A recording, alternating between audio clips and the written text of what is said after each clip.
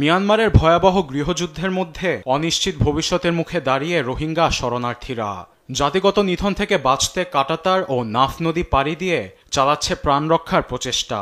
বাংলাদেশে মাথা খোঁজার ঠাঁই পেলেও নৌবাহিনীর জাহাজে তুলে আশ্রয়প্রার্থীদের সমুদ্রে ফেলে দেওয়ার অভিযোগ উঠেছে ভারতের বিরুদ্ধে। শুক্রবার এমনই এক চাঞ্চল্যকর প্রতিবেদন সামনে এনেছে ব্রিটিশ গণমাধ্যম বিবিসি।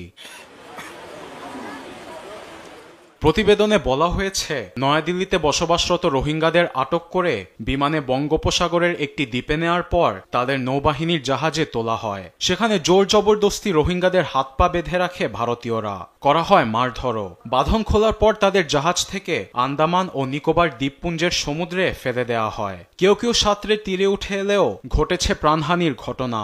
এমন মর্মান্তিক ঘটনা বিবিসিকে ভিডিও কলে জানায় ভুক্তভোগীর ভাই নুরুল আমিন। সংবাদ মাধ্যমটি আরও বলছে, রোহিঙ্গাদের দিল্লি থেকে সরিয়ে নেওয়ার 3 মাস পর মিয়ানমারে সেই রোহিঙ্গাদের খুঁজে পায় বিবিসি। তাদের বেশিরভাগই বাহটু আর্মি BHA এর কাছে আশ্রয় নিয়েছেন। BHA মূলত একটি প্রতিরোধ গোষ্ঠী যারা দক্ষিণ পশ্চিম মিয়ানমারে জান্তার সেনাদের বিরুদ্ধে লড়ছে।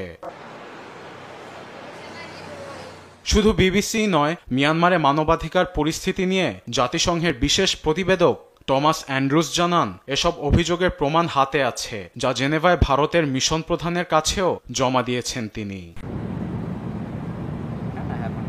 এ বিষয়ে বিবিসি ভারতের পররাষ্ট্র মন্ত্রণালয়ের সঙ্গে যোগাযোগ করলেও কোনো সাড়া দেয়নি মোদি প্রশাসন।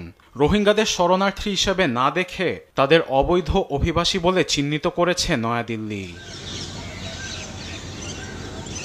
বর্তমানে ভারতে প্রায় 23,800 রোহিঙ্গা জাতিসংঘের শরণার্থী সংস্থা UNHCR এর নিবন্ধিত হলেও হিউম্যান রাইটস ওয়াচের তথ্যমতে প্রকৃত সংখ্যা 40,000-এরও বেশি।